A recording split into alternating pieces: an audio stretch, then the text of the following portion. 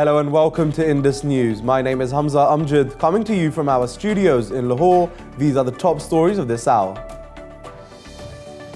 India has sent a counter-invitation to Pakistan instead of accepting Islamabad's invitation for negotiations on the Kartarpur Corridor Agreement. New Delhi proposed February 26th and March 7th as the two possible dates for the meeting. Earlier, Pakistan asked India to send a delegation to Islamabad for negotiating the agreement after sharing its draft proposal.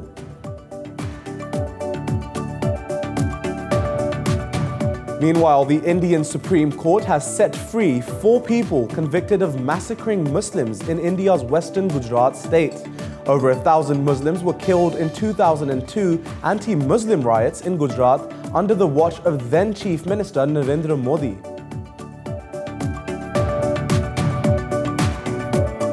In another development, the US has rejected an offer from China for preparatory trade talks this week, ahead of high-level negotiations scheduled for next week. Addressing the World Economic Forum in Davos, US Secretary of State Mike Pompeo said the row can be resolved if Beijing accepts the principles of fair and open trade. Moving on, clashes have erupted between Kashmiri protesters and Indian occupation forces in southern occupied Kashmir during funerals of 6 martyrs. A complete shutdown is being observed in Pulwama and Shopian districts after occupation forces martyred 6 youths in the past 2 days.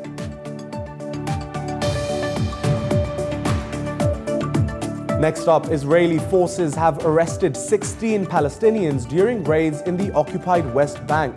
Some 6,000 Palestinians, including 51 women and 250 minors, are currently languishing in Israeli detention centers. And 3 men and a teenager have been arrested in New York for plotting an attack on a Muslim enclave founded by a Pakistani cleric. Authorities have recovered improvised explosive devices and 24 guns from the suspects.